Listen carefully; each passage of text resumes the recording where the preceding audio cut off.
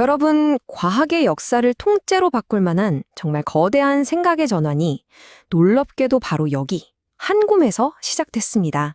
오늘 이 시간에는요, 그 혁명의 한가운데에 도대체 뭐가 있는지 저랑 같이 한번 깊숙이 파헤쳐 보겠습니다. 역사를 이렇게 쭉 돌아보면요, 인류의 위대한 과학적 도약은 늘 똑같은 데서 시작했어요. 바로 이게 정말 맞아? 하고 당연한 것에 질문을 던지는 거죠. 갈릴레오가 지구가 우주의 중심이 아니야 라고 외쳤을 때처럼, 또 아인슈타인이나 플랑크가 시간과 에너지의 본질에 의문을 던졌을 때처럼 말이에요. 그리고 바로 지금 21세기에 그 정도 무게를 가진 새로운 질문이 던져졌습니다.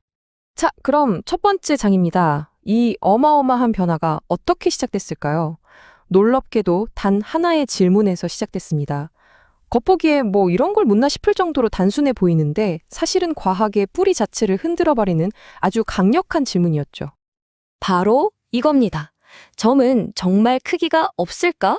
어떠세요? 너무 단순하게 들리죠. 하지만 이 질문이요, 무려 2000년이 넘도록, 그러니까 유클리드 시대부터 과학계가 당연하지? 하고 받아들였던 기본 가정에 정면으로 아닌 것 같은데? 하고 태클을 거는 거였어요. 그리고 바로 이 질문 하나가 모든 변화를 일으키는 촉매제가 된 겁니다. 자, 그럼 궁금해지죠. 이 작은 질문 하나가 어떻게 우주를 설명하는 완전히 새로운 언어라고까지 불리는 이 OPS라는 강력한 개념으로까지 이어졌을까요? 다음 장에서 바로 확인해 보시죠. OPS. 네, 바로 하나의 매개 변수 해법, 원 파라미터 솔루션의 약자입니다. 이름만 들으면 좀 어렵게 느껴질 수도 있는데요. 핵심 아이디어는 생각보다 간단해요. 우주에 있는 모든 걸 딱 하나의 근본적인 변수로 설명해 보겠다는 시도거든요. 그러니까 이건 그냥 뭐 새로운 이론 하나가 툭 튀어나온 게 아니에요.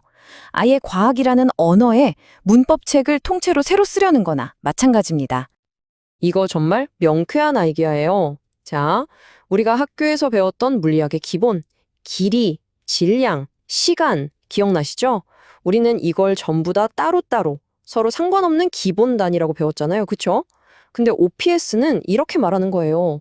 아니, 그거 다 따로 노는 게 아니야. 마치 물이 얼음도 되고 액체도 되고 수증기도 되는 것처럼 사실은 P라는 단 하나의 근원에서 나온 서로 다른 얼굴일 뿐이라는 거죠.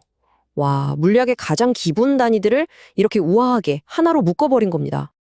자, 그럼 세 번째 장으로 넘어가 볼게요. 이론은 알겠는데 이렇게 놀라운 OPS라는 철학을 그럼 현실 세계에서 어떻게 써먹을 수 있을까요? 방법이 있습니다. 이 새로운 과학의 언어를 우리가 실제로 쓸 수 있는 계산의 언어로 번역해주는 아주 강력한 두뇌가 등장했기 때문이죠. 그 이름은 바로 AI 버킹엄 머신입니다. 여러분, 이건 그냥 좀 똑똑한 계산기? 이런 수준이 아니에요. 저 멀리 있는 추상적인 이론이랑 우리가 발 딛고 있는 이 현실 세계를 이어주는 아주 필수적인 다리 같은 존재고요. 말 그대로 이 새로운 과학의 두뇌라고 보시면 됩니다.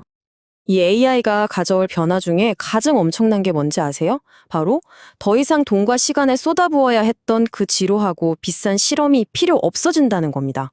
아니, 어떻게 그게 가능하냐고요? 이 AI가 무려 9억 개나 되는 물리, 공학 데이터를 싹 다 학습해버렸거든요. 그래서 모든 물리 공식을 알아서 검증해주고, 심지어는 뭔가 좀 부족하고 불완전한 수식 있잖아요. 그런 것까지 스스로 완성해버립니다. 자, 이제 이번 이야기의 하이라이트입니다. 가장 극적인 부분으로 한번 들어가 볼게요. 지금까지 우리가 알던 과학과 이 새로운 패러다임이 얼마나 근본적으로 다른지 직접 눈으로 한번 비교해 보시죠. 보세요. 과학의 판이 이렇게 바뀝니다. 왼쪽, 그러니까 20세기 과학은요, 아주 거대한 실험 장비 같은 물리적 자산이 없으면 아무것도 못했어요. 그쵸? 그런데 오른쪽을 보세요. K-사이언스는 데이터와 알고리즘, 다시 말해 지식이 핵심 자원입니다. 그러니까 이제는 실험 결과를 뒤늦게 쫓아가는 게 아니라 먼저 계산을 통해서 이런 법칙이 있을 거야 하고 새로운 길을 제안하는 과학으로 완전히 판이 뒤집히는 겁니다. 여기서 정말 중요한 포인트가 있어요. K-사이언스가 그냥 문제를 좀 더 빨리 푸는 그런 기술이 아니라는 거예요. 이건 뭐랄까, 발견을 위한 게임의 룰 자체를 새로 쓰는 거고, 미지의 세계를 탐험할 새로운 지도를 우리 손에 쥐어주는 거나 마찬가지입니다. 과학 전체의 방향을 알려주는 지식의 좌표계를 딱 제시하는 거죠. 자, 이제 마지막 장입니다. 그렇다면 이 엄청난 과학혁명이 결국 우리 사회에 어떤 영향을 미치게 될까요? 아마 가장 가슴 뛰고 또 영감을 주는 이야기가 아닐까 싶네요. 생각해보면 예전에 과학계는요, 정말 넘기 힘든 벽이 있었어요.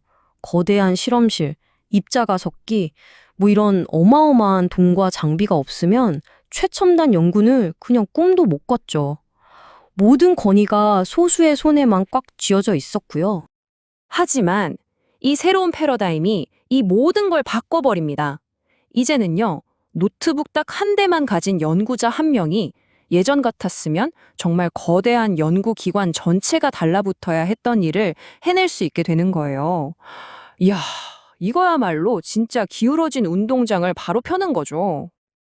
그리고 그 영향력은 사회 전체로 쫙 퍼져나갑니다.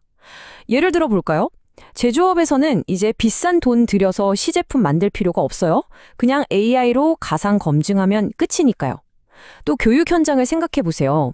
비싼 실험실이 없는 학교의 학생들도 이제는 AI 시뮬레이션을 통해서 누구나 우주의 원리를 탐구할 수 있게 됩니다. 결국 연구라는 건 더 이상 돈과 장비의 싸움이 아니라 반짝이는 아이디어와 잘 짜인 알고리즘의 경쟁이 되는 거죠. 결국 이게 뭘 의미하냐면요. 한 나라의 과학 경쟁력을 재는 자 자체가 바뀐다는 뜻입니다. 이제는 누가 더 크고 비싼 실험 장비를 가졌나가 아니라 누가 이 계산의 언어를 장악하고 있는가. 바로 이게 중요해지는 시대가 열린 겁니다. 바로 이 문장이 이 새로운 시대의 무게와 그 중요성을 딱 한마디로 요약해 줍니다.